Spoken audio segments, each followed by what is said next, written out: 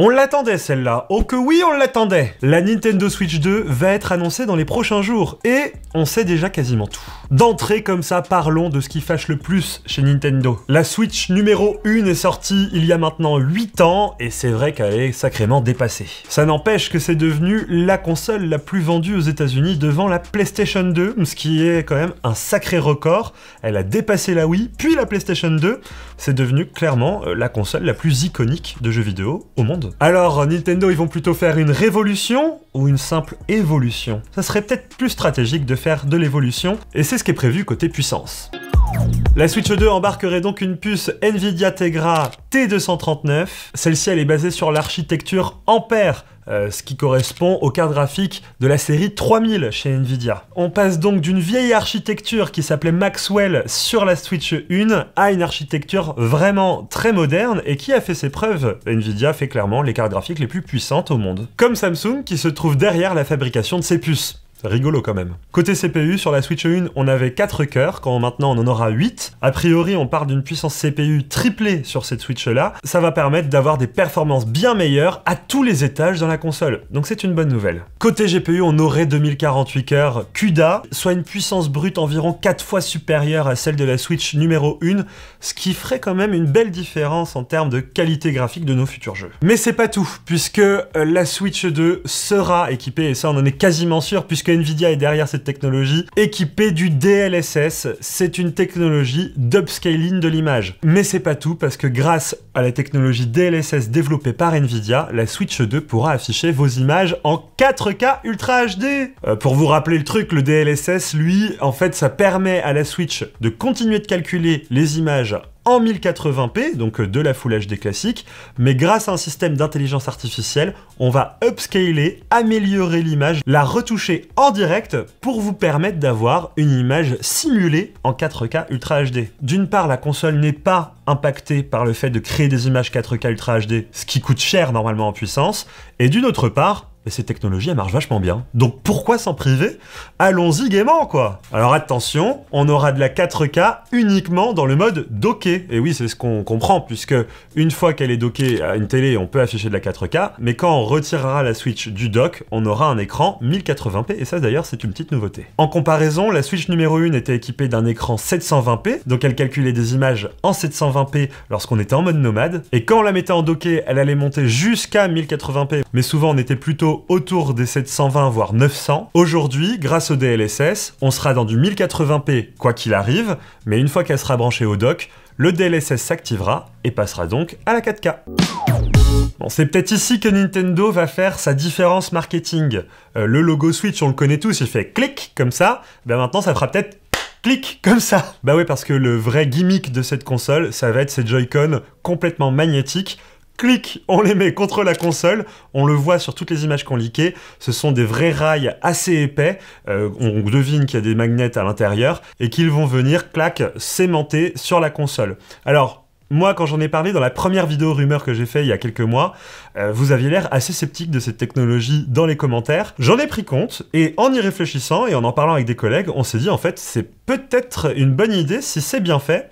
Regardez, chez Apple, ils utilisent les technologies de magnet avec MagSafe, avec les iPads pour les covers, etc., etc., et ça fonctionne très bien. Donc si c'est bien utilisé, que les magnets sont assez puissants, franchement, ça peut être une super idée, ça peut être solide à l'utilisation, et surtout, le petit plus de cette technologie aimantée, c'est que pour le coup, il s'assure qu'il n'y aura pas de fond contact une fois que les Joy-Con seront mis en place. On voit qu'ils ont revu totalement cette partie rail pour que les fonds contact n'existent plus, puisque c'est vrai que sur la Switch 1, les Joy-Con, au bout d'un moment, on avait beau les enfoncer, parfois ils se détectaient pas vraiment comme attachés à la console, donc ils étaient encore en communication sans fil, c'était un peu étrange comme manière d'être géré. Là, cette fois-ci, avec les aimants, hop, c'est aimanté, clic, je vous remets le logo, et ça marche. L'autre petite révolution sur ces manettes, ça va être les joysticks qui vont être modifiés. Cette fois-ci, ils seraient équipés de technologie à effet Hall. Jusqu'ici, les anciens Joy-Con utilisaient des joysticks à contact physique, ce qui provoquait une usure sur le long terme. Là, vu qu'on est sur une technologie de détection des champs magnétiques, eh bien, il n'y a pas de contact physique et donc les joysticks devraient bien mieux vieillir. C'est d'ailleurs ce qu'on voit sur les autres manettes type Xbox, PS5. Sur ces Joy-Con, on peut remarquer aussi un nouveau design. Ils se sont un peu arrondis et je pense qu'il y a des légers bumps à l'arrière, en bas, pour pouvoir mieux épouser la paume de notre main. L'idée, ce serait aussi de pouvoir les utiliser comme des manettes indépendantes plus confortables.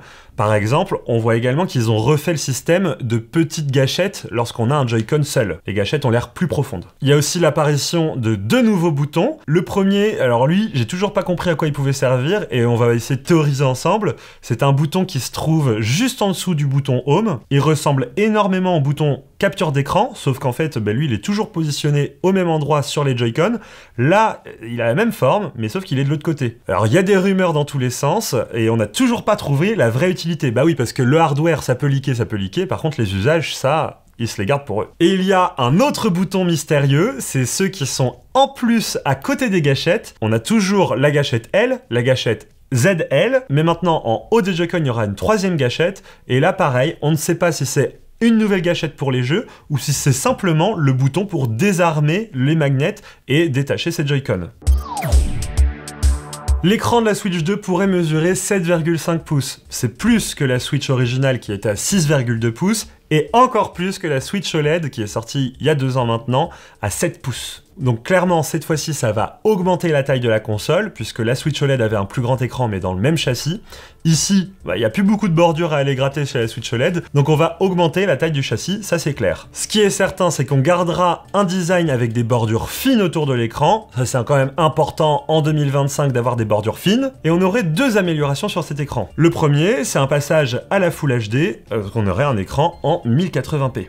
Et le deuxième, c'est un taux de rafraîchissement plus élevé, puisqu'on était à 60 Hz sur la Switch premier du nom, et maintenant on passerait à 90 Hz maximum. Ça permettra d'avoir un écran mieux défini, et surtout une image plus fluide lorsqu'on joue. Et ça, j'imagine bien un Mario Kart, un Splatoon, ou même un Smash Bros, avec ses performances même en mode nomade, ça sera quand même agréable de jouer. Tout ça, ça viendra avec un compromis, on en est certain, la Switch 2 n'aura pas d'écran OLED, c'était le cas pour la Switch modèle OLED, et là, on repasse à du LCD. C'est une déception technologique, mais à voir, puisqu'il y a du bon LCD qui existe sur la planète. Il faut le chercher, mais il y a des produits qui utilisent encore du LCD et c'est propre. On pense aux écrans d'Apple notamment, qui nous surprennent toujours en LCD. Donc, avec le 1080p et une meilleure fluidité, il y a moyen que ces écrans LCD soient quand même une amélioration visuelle par rapport à l'écran OLED de la Switch numéro 1. Mais c'est sûr qu'on n'atteindra jamais ce niveau de couleur, ce niveau de contraste. Ça, on le récupérera pas, puisqu'il n'y a que l'OLED qui pourra l'offrir. Peut-être dans une Switch OLED à l'avenir. C'est possible. Il y a eu aussi quelques images du dock qui évoluent également. Il s'arrondit dans son design, ce qui n'est pas pour me déplaire, franchement. Ce petit côté bubble dock, il me plaît bien. Et au niveau des connectiques, on est quand même plus fourni. On a l'Ethernet qui est intégré sur le dock. Et ça, c'est une bonne nouvelle, puisque sur la première Switch, je vous rappelle qu'il fallait un dongle USB pour pouvoir avoir l'Ethernet sur le dock. Cette fois-ci, il est intégré à la console. 2 ports USB-A, un HDMI et un USB-C pour alimenter la console tout simplement. On voit également qu'ils ont repensé intégralement la manière dont le dock va être ventilé. Je pense que c'est un travail nécessaire puisque là on va passer sur une image affichée en 4K et forcément la Switch va un peu plus chauffer et va avoir besoin d'un peu plus de ventilation pour pouvoir balancer l'image en toute tranquillité pour vos longues sessions de jeu. Il y a une petite rumeur sur ce dock en termes de fonctionnalité. Il permettrait de faire des recharges rapides sur les accessoires. Par exemple, la rumeur disait qu'on pouvait aimanter des Joy-Con supplémentaires et les recharger en plus de ceux sur la console. Ou même avec le dock, recharger un casque audio sans fil. Ça peut être une bonne nouvelle puisque on a vite beaucoup d'accessoires et tous les recharger avec des câbles différents, c'est pas pratique. Avoir une station qui permet de le faire nativement, c'est une bonne chose. Oh là là, Nintendo ils misent gros là. Ils l'ont annoncé il y a même plus d'1 an que la prochaine console serait rétro-compatible. Donc ils savaient à quoi ils s'attaquaient. La Switch, je vous l'ai dit, c'est la console iconique du moment. C'est une console qui a inspiré toutes les autres en termes de design, celles qui sortent actuellement en nomade. La Switch a été précurseur sur ce format. Le nomade, dans ce format-là, ça cartonne. Le truc c'est que beaucoup de monde s'est acheté une Switch et beaucoup de monde a beaucoup de jeux sur sa Switch. Et passer à une Switch 2 qui serait une évolution et pas une révolution, évolution, ça ferait quand même mal de perdre tous ces jeux précédents, surtout si le design ne change pas, on comprendrait pas pourquoi on pourrait pas jouer à ces anciens jeux. Nintendo a rassuré tout le monde, oui, vous pourrez jouer à tous vos anciens jeux sur la Switch 2, pas de souci, elle sera rétrocompatible. Comment ça va fonctionner?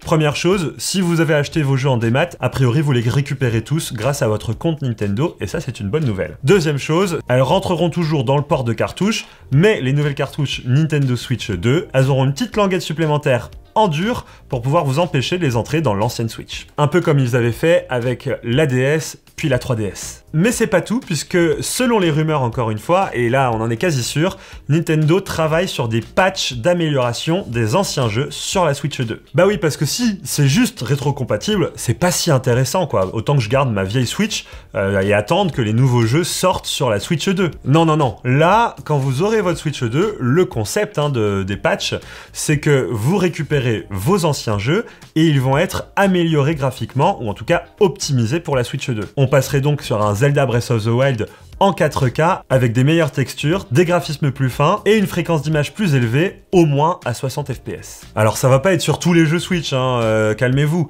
mais au moins sur les jeux majeurs, on peut être certain que Nintendo va proposer des patchs à venir, et peut-être que ça sera pas dès la sortie de la console, il y en aura peut-être un ou deux. J'imagine bien un gros patch Zelda Breath of the Wild disponible sur la Switch 2, mais qu'après ils le fassent au fur et à mesure pour tous les autres jeux, avec des dates assez resserrées pour que ça fasse des événements tout au long de l'année. Et oui, on passerait à 12 Go de RAM contre 4 sur l'ancienne console. Plus de RAM, c'est simple, ça va vous permettre de gérer des jeux plus exigeants, mais aussi d'améliorer l'expérience multitâche.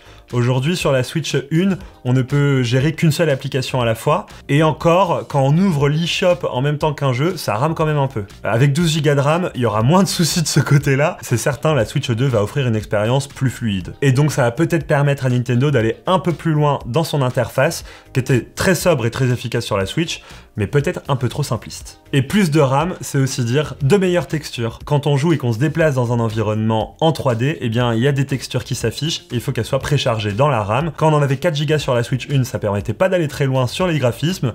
Ici, avec 12 Go, on sera bien plus tranquille pour pouvoir afficher des textures plus définies sur les personnages, les bâtiments, etc. Il y a également une petite rumeur que j'ajoute ici, et ça pour le coup, j'y crois pas trop, mais je vous la donne. Les cartouches de la Switch 1 étaient à 32 Go de stockage, les cartouches de la Switch 2 passeraient à 64 Go de stockage.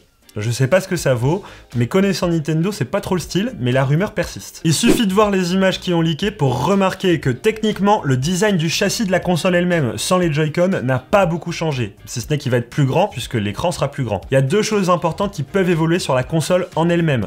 Première chose, on en est certain, il y a un nouveau port USB-C, il y en aura un en dessous pour pouvoir la poser dans le dock, comme avant, et un nouveau qui sera au-dessus de la console, sur la tranche supérieure, qui permettra de jouer en mode sur table, mais branché, parce que jusqu'ici on pouvait pas le faire vu que le port était sous la console, et on pouvait pas jouer tout en étant branché, c'était un peu chiant. Et il y a une deuxième nouveauté niveau design, ça va être le nouveau stand dépliable à l'arrière pour pouvoir poser la console et l'incliner à sa convenance. Cette fois-ci, il n'est plus sous forme de languette ou de carton plein, ou de panneau plein, ça serait a priori un U, comme ça, métallique. Je trouve ça assez intelligent comme forme de stand, ça permet de ne pas prendre trop de place dans la console, et surtout que quand on l'ouvre, ça ouvre pas entièrement la moitié de la console, comme on le faisait sur la Switch OLED, où parfois les poussières allaient se gratter sous le panneau. Grâce à une gestion énergétique optimisée par la puce d'NVIDIA, la Switch 2 aurait une meilleure autonomie que la Switch 1. Pourtant, elle afficherait des graphismes bien meilleurs et serait plus puissante. A priori, selon les estimations, on aurait une autonomie entre 6 et 8 heures selon le jeu auquel on joue, ce qui serait une très bonne chose. La console étant plus grande, c'est aussi normal qu'ils aient une meilleure batterie. Pour rappel, sur la Switch OLED, on était plus autour de 4h30 jusqu'à 8 heures selon le jeu auquel on joue, mais en utilisation réelle, on était autour des 4-5 heures, quoi. Donc là, si on a une meilleure autonomie et qu'on monte à 6 heures, c'est une bonne nouvelle. Côté stockage, on parle d'un stockage de base de 128 Go, ce qui serait une grande évolution pour Nintendo, puisque la Switch numéro 1 était à 32 Go, c'était très faible, il fallait forcément acheter une carte micro SD. La Switch OLED était meilleure avec 64 Go natif. La 128 Go, on commence à parler. Une chose est certaine, on garde le port micro SD pour pouvoir étendre le stockage, et ça, quand même, c'est important, et c'était souvent une pratique que les utilisateurs de Switch avaient l'habitude d'avoir. Et elle sortira quand cette console? Et quand est-ce qu'elle va être annoncée? Bon, évidemment, j'ai pas les dates exactes, mais il y a un truc qui est sûr, c'est que Nintendo, ils ont toujours un concept d'année fiscale qui se termine fin mars. Et ils aiment bien sortir les consoles avant la fin de l'année fiscale. Ça permet de lancer la nouvelle année fiscale avec des nouveaux revenus différents. Et de toute manière, Nintendo l'a dit eux-mêmes. On sortira la nouvelle console avant la fin de l'année fiscale. Ça veut dire que, en théorie, s'ils respectent leurs paroles, la console sortira avant fin mars 2025. Donc c'est dans maximum 4 mois, les gars. Au niveau de l'annonce, eh ben c'est simple. Il y a un indice. Dans les prochains jours, il y a le plus gros salon des nouvelles technologies à Las Vegas, le CES de 2025, qui va notamment être animé par Nvidia, qui va organiser des conférences à gogo. Et je peux vous dire qu'ils ont mis le paquet cette année, on a eu quelques infos en tant que journaliste, et ils l'ont pas dit, mais clairement nous, on se dit, attends, notamment va y avoir les nouvelles annonces des nouvelles cartes graphiques 5000, mais il y a moyen qu'ils nous parlent un petit peu de ce qu'il y aura dans la Switch 2. Donc moi je pense que Nintendo, la semaine prochaine, entre le 5 et le 10 janvier, ils vont peut-être balancer un petit trailer de la Switch 2 et les différentes specs et nouveautés à attendre sur cette console, ainsi qu'une date de sortie fin mars. Tout ça couplé par les conférences d'NVIDIA qui en dira plus sur la puissance et comment ils ont travaillé sur cette nouvelle puce qui sera intégrée dans la Switch 2. Faut savoir que pour NVIDIA, même si c'est un énorme constructeur qui gagne beaucoup d'argent par plein d'autres moyens, Nintendo ça reste un énorme client pour eux, et donc c'est une sortie qui est très stratégique. Donc on verra si mes théories sont fausses. Ce qui est sûr, c'est qu'il y a plein de rumeurs dans tous les sens, sur les Nintendo Direct qui seraient annoncés à la dernière minute. On sait pas trop qui croire, mais moi perso, c'est ma théorie. Une annonce là, entre le 5 et le 10, et une sortie fin mars, ça c'est pas compliqué pour le deviner, il l'avait dit. Voilà, c'est tout ce qu'on sait sur la Switch 2. Vraiment, là on en a appris beaucoup, et surtout il y a beaucoup d'images qu'on leakées avec des vraies prises en main, quoi. Alors on sait jamais si c'est des concepts qui ont été faits en 3D et que les mecs ils s'amusent à nous les faire croire, ou si c'est des vrais trucs qui ont leaké des usines, mais là clairement on sent qu'on arrive à une échéance où tout sort sur internet en même temps et tout est cohérent. Donc, généralement, c'est que ça sent bon. Là où on attend Nintendo, c'est qu'est-ce qu'ils vont nous réserver et comment ils vont réussir à donner envie aux joueurs de jouer à cette console. Il y a toujours un petit twist chez eux qui donne envie, et j'espère qu'ils vont réussir à rallumer cette flamme. N'hésitez pas à vous abonner à la chaîne si ça vous a plu, à nous dire dans les commentaires ce que vous pensez de cette future console, est-ce que vous l'achèteriez? La grande question qui reste, c'est son prix. Écoutez, on verra ça quand Nintendo l'annoncera. N'hésitez pas à vous abonner et à laisser un petit commentaire sous cette vidéo pour nous dire ce que vous pensez de cette console. Vive les jeux vidéo, vive Nintendo, vive Sony et Microsoft, on les aime bien aussi. Ciao tout le monde!